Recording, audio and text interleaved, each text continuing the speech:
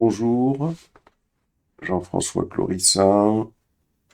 Je vais vous présenter le projet que j'ai réalisé en stage pour l'obtention du titre TP AS DevOps qui sanctionne la formation que j'ai réalisée au sein du Greta 92. Alors je vous présente deux projets. Un projet que j'ai réalisé au sein d'une entreprise qui s'intitule Automatisation de tests end-to-end avec Cypress et une partie d'un projet que j'ai réalisé en formation qui est la mise en place d'un workflow d'intégration continue parce que le projet que j'ai réalisé en entreprise ne contenait pas toutes les compétences du référentiel. Alors, le sommaire de ma présentation est le suivant. D'abord, je vais présenter dans une première partie l'entreprise au sein de laquelle j'ai fait mon stage, le cahier des charges qui m'a été dévolu, le diagramme de Gantt du projet, les réalisations. Et dans une deuxième partie, je vais présenter le deuxième projet. Je décrirai ce deuxième projet, en particulier son répertoire et le workflow d'intégration continue que j'ai mis en place. Alors, mon premier projet a consisté à automatiser des tests end-to-end avec Cypress. Je l'ai fait au sein d'une entreprise qui s'appelle Alex Legal. Cette entreprise contient une plateforme qui s'appelle elle-même Alex Legal, qui digitalise le droit des sociétés, qui est couplé à l'accès au serveur des greffes, qui facilite les opérations juridiques des entreprises, qui propose un éventail de services comme la création de sociétés, la gestion de la comptabilité, la tenue de registre d'actionnaires, l'organisation d'assemblées générales, l'approbation des comptes, et donc on a les entreprises qui peuvent naviguer à travers leurs obligations juridiques. La plateforme est une application web, elle repose sur plusieurs technologies de pointe, et de plus, la mise en œuvre des services du cloud constitue une part significative de leur infrastructure. Quel était mon cahier des charges? Alors, d'abord, il faut savoir que Alex Legal est une entreprise qui est en pleine expansion et qu'elle intègre déjà les principes du DevOps au sein de ses opérations.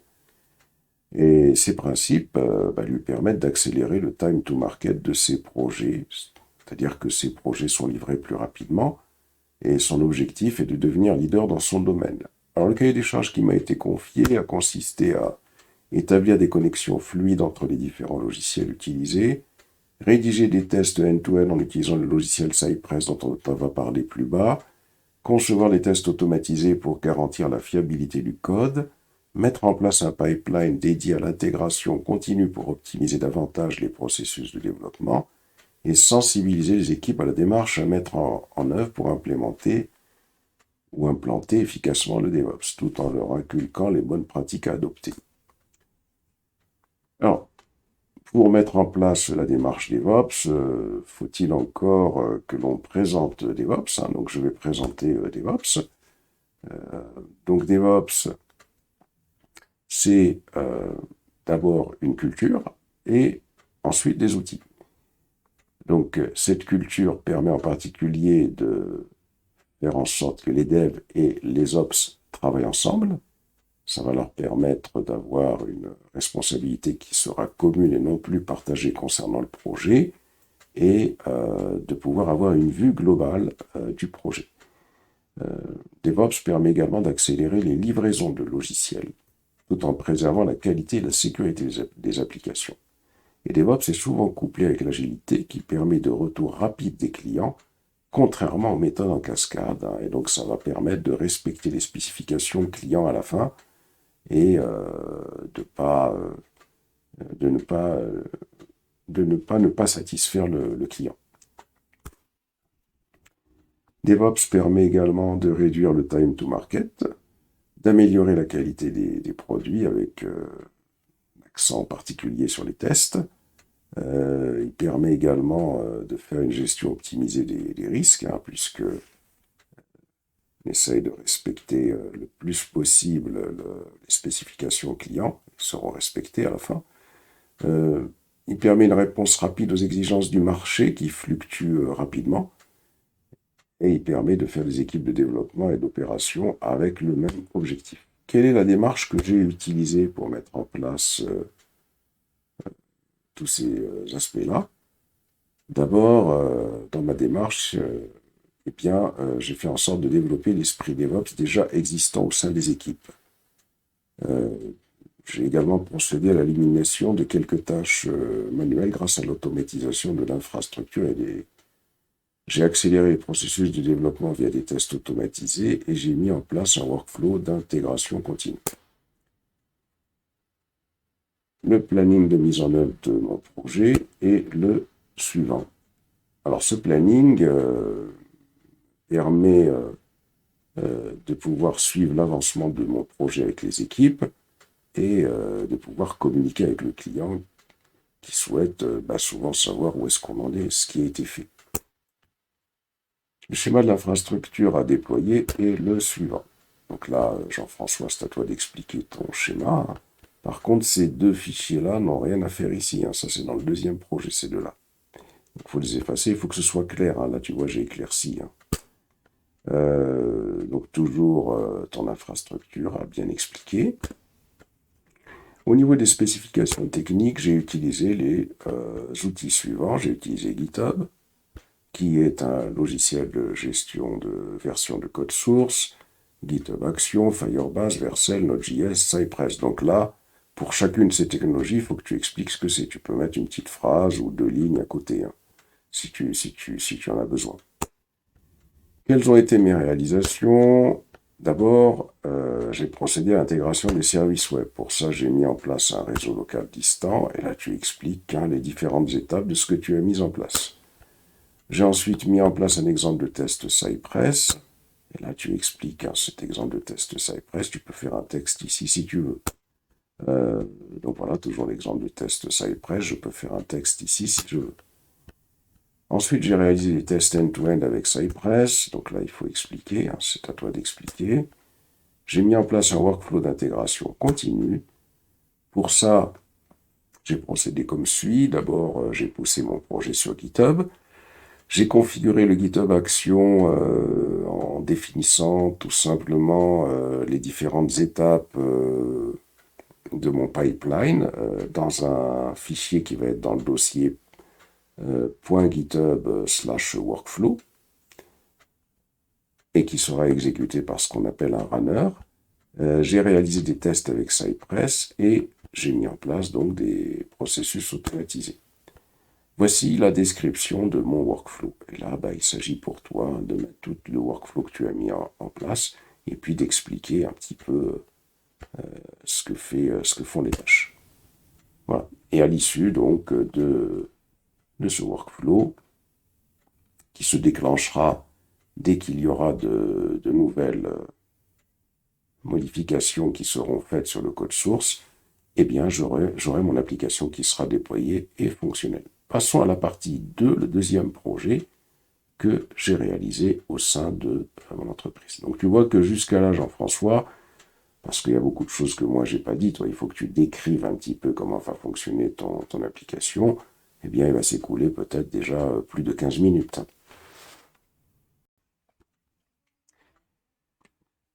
Alors, dans une deuxième partie, j'ai eu à mettre en place un workflow d'intégration continue pour une application que je décris ici.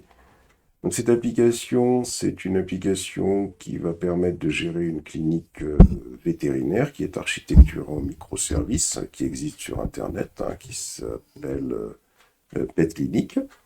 Donc l'application est architecturée en 4 microservices, et en particulier, il y a un microservice qui s'appelle Visite Service qui va permettre de gérer les visites.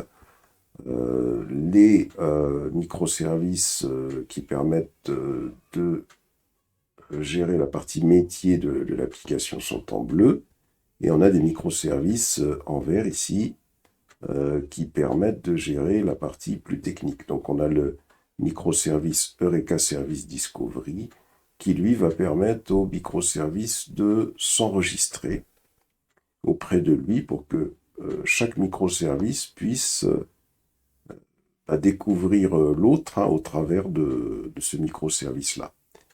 Dans un environnement cloud, ça permet de ne pas avoir à chaque fois à ce que les microservices connaissent les adresses IP des autres microservices avec lesquels ils veulent communiquer. Ici, on a un microservice qui s'appelle config server qui permet de gérer la configuration des microservices. C'est-à-dire que les microservices vont s'adresser à ce microservice pour demander à avoir leur configuration qui sera sur le repository Git qui est ici. Et de plus, on a deux autres microservices, mais qui ne nous servent pas dans notre application, dans notre travail. L'infrastructure que je devais mettre en place, c'est la suivante. Donc, il y a un DevOps, une équipe DevOps. Sur les postes de développeurs, il y aura les codes des développeurs, le Dockerfile que je vais créer qui va permettre de dockeriser le microservice visite service, et puis les fichiers de spécification Kubernetes, donc en particulier ceux que j'aurais créés pour pouvoir déployer mon microservice sur un cluster Kubernetes, et puis les fichiers de spécification qui auraient été développés par les autres développeurs. De plus, sur GitHub, j'aurais créé, bien sûr je l'aurais créé ici au niveau du poste des développeurs, j'ai créé ce dossier qui s'appelle .workflow slash git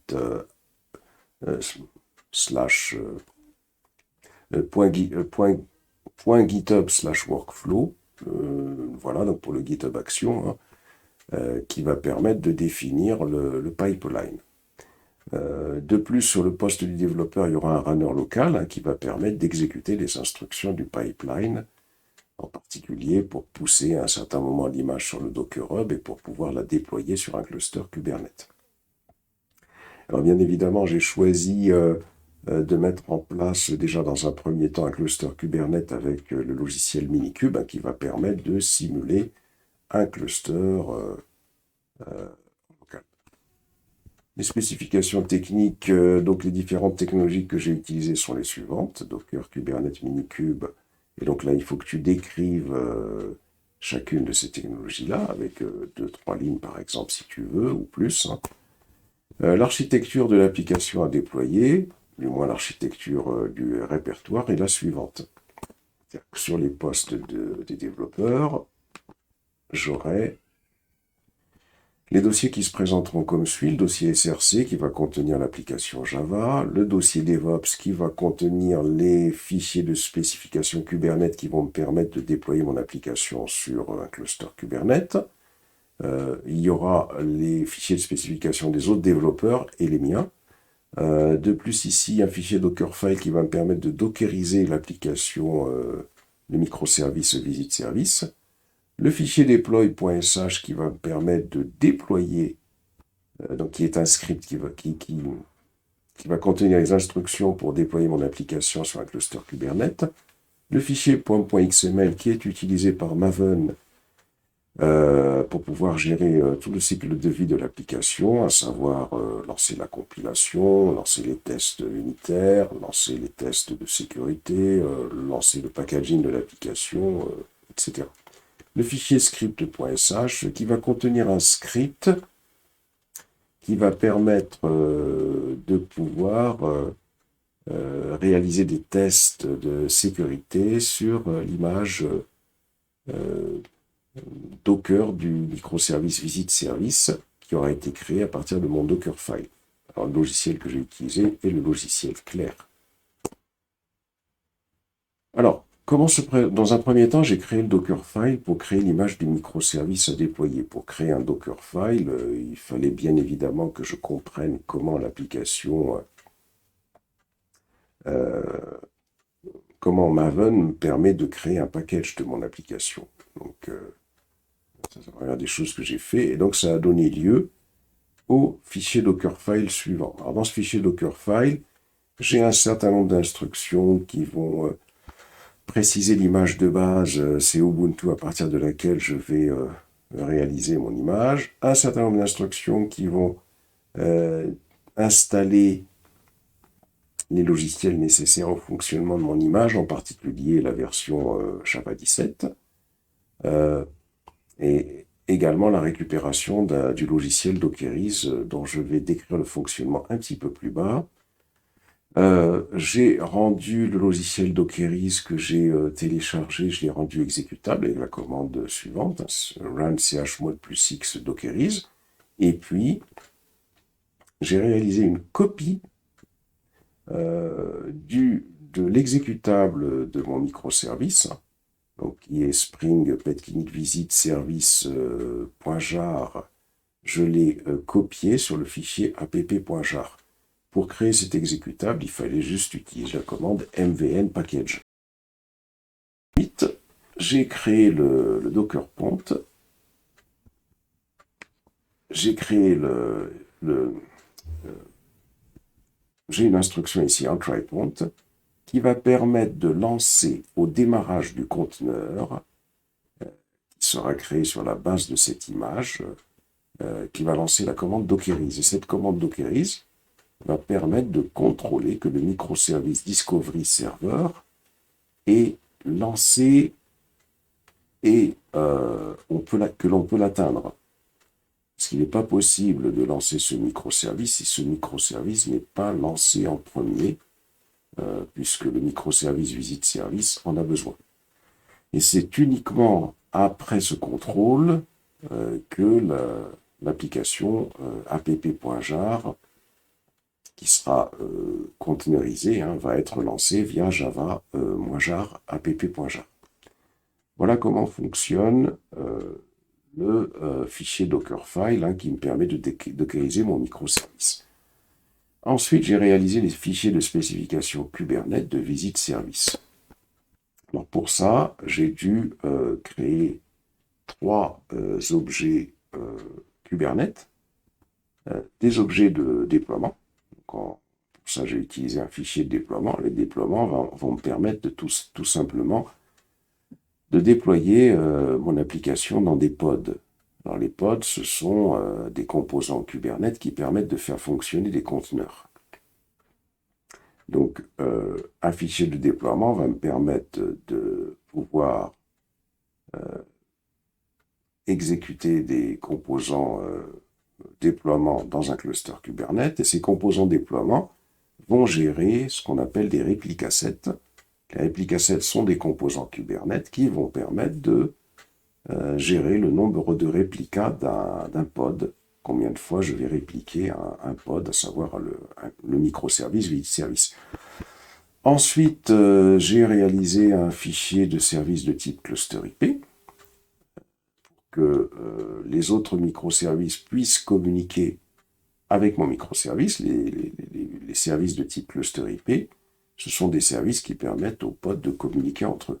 J'ai réalisé un fichier ingress également qui va me permettre de déployer un composant ingress. Les ingress, ce sont des composants qui permettent, grâce à des URL, de pouvoir atteindre le microservice que j'aurai déployé au sein du cluster Kubernetes en utilisant ce qu'on appelle des contrôleurs ingress. C'est-à-dire que, étant donné une route ou une URL de la forme http quelque chose, eh bien le contrôleur ingress va analyser cette URL pour déterminer quel est le service qu'il devra donc récupérer tout simplement ou atteindre. Alors ici je décris le fichier déploiement que j'ai réalisé pour déployer le microservice Visit Service. Donc ici, quand je définis le type de composant que je réalise, c'est un composant de type déploiement. Dans les labels, je définis ce qu'on appelle un label. Alors les labels, ça va permettre tout simplement à ce composant déploiement d'être éventuellement référencé pour un certain nombre d'opérations. Par exemple, le service que je vais définir par la suite, c'est un service auquel j'indiquerai qu'il faudra qu'il puisse être mis en place pour ce déploiement. Et donc, il me faut impérativement ce label. On va le voir juste après. Ici, je donne un nom au déploiement.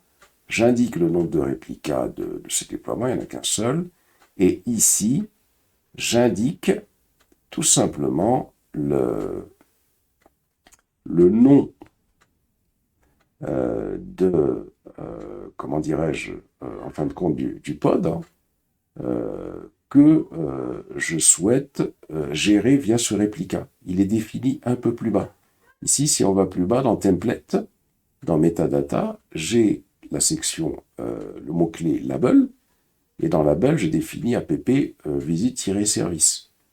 Et donc, plus haut, ce match label fait référence à visite service qui est ici. C'est-à-dire que le réplica qui est ici sait qu'il doit gérer tout ce qui est défini dans la section template qui est ici et que j'ai identifié via le label qui est ici. Et dans cette section-là, qu'est-ce que je définis? Je définis un conteneur qui fonctionnera suivant l'image, hein, visite service, les tests. Alors cette image, c'est l'image qui a été construite par le Dockerfile que j'ai présenté précédemment. Là, ici, peut-être, Jean-François, il faut que tu changes hein, le nom de ce dépôt hein, avec ton repository à toi. Jean, par exemple. Le nom de ce conteneur est ici le port du conteneur, qui est 8083. Et ici, je définis tout simplement les ressources mémoire hein, que je vais affecter au conteneur. À ce niveau-là, init conteneur, ça c'est une instruction qui va indiquer que je vais créer un conteneur qui va faire fonctionner une image de type qui sera l'image BuzzyBox de .latest, et il y aura une commande qui va être exécutée. Et cette commande, until, donc c'est une sorte de boucle, hein, qui va attendre que le pod qui fait fonctionner Discovery Server soit lancé. Pour lancer le pod qui contient le microservice Visit Service. Restart Policy pour dire que il faut tout le temps redémarrer ce pod. Ensuite, je définis le service de type cluster IP. Alors pour aller vite, donc c'est un composant de type service. Et plus bas, pour aller dans la partie intéressante, plus bas, j'indique le port sur lequel va fonctionner ce microservice. Alors, attention, ici, je pense que c'est une erreur parce que précédemment, ça fonctionnait hein, sur le port. Non, c'est bon, c'est parfait. Je pensais que c'était une erreur. Voilà. Donc, ici, j'indique le port sur lequel va fonctionner ce service, c'est le port 8083, et le port cible, c'est le port 8083, c'est celui qu'on a défini plus dans le déploiement. Ici, sélecteur app visite-service, ça signifie que ce service va s'appliquer, alors si je reviens sur la diapo précédente, à ce déploiement, puisque ici, dans la label, on a mis visite-service. Ça signifie que le déploiement que j'aurai effectué ici, c'est-à-dire que le pod hein, qui sera déployé via ce déploiement, eh bien, le service de type cluster IP que je crée ici, il s'applique à ce déploiement. Et donc, c'est via ce service hein, que les autres microservices peuvent atteindre ce pod. Voici mon contrôleur de type ingress, mon composant de type ingress. Dans ce composant de type ingress, donc qu'un ingress, hein, pour dire que c'est un composant de type ingress. Ici, je vais indiquer la forme que prendra, comment dirais-je, les routes, les URL qui vont être gérées via ce contrôleur de type ingress. Et plus bas, ici, je définis tout simplement, en fin de compte, l'URL hein, qui va être gérée. C'est-à-dire que pour atteindre, par exemple, ce service, il faudra écrire http hello-world1.info. Donc ça, ce sera la première partie de l'URL. Et plus bas, ici, j'indique, ici, dans Path, j'indique la forme de l'URL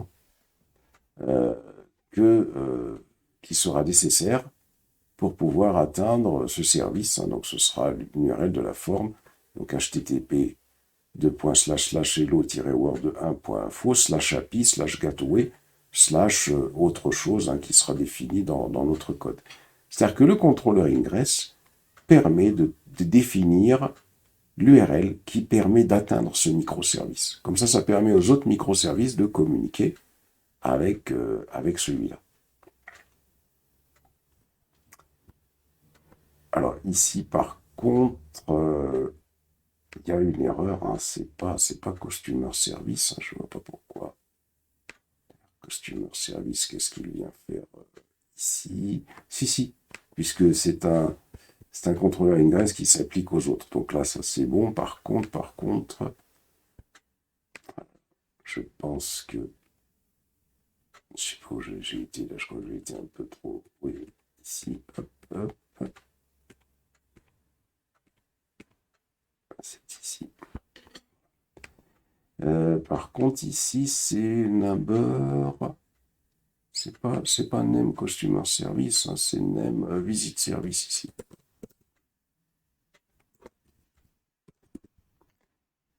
Et le numéro de port, c'est pas du tout 8081, c'est 8083. C'était 8083 ici. Attention. Voilà. Alors, voilà, donc je reprends. Voilà, là c'est mieux. Ensuite, pour le workflow, c'est à toi de décrire le workflow que tu as mis en place ici. Et puis de décrire le fichier workflow GitHub que tu as mis en place. J'ai décrit dans la vidéo, j'ai expliqué. Tu n'es pas obligé de tout décrire, c'est en fonction du temps que tu as. Pour la partie monitoring et surveillance de l'application, pour le déploiement de Prometheus et Grafana, j'ai fait une vidéo et un document. Donc, soit tu l'incorpores dans ton projet, soit incorpore dans le DP pour expliquer un petit peu quelles sont les statistiques de service que tu souhaites suivre et éventuellement un tableau qui va te permettre, un dashboard qui va te permettre de suivre ton application. Pour le déploiement sur le cloud, même chose, j'ai fait une vidéo sur AWS et Terraform. Donc tu peux peut-être toucher un ou deux mots sur comment le déploiement se ferait. Voilà, donc approximativement, écoute, maintenant, c'est à toi de travailler. Ah, j'ai donné tous les éléments. Je te mets cette vidéo en ligne. Ah, ici.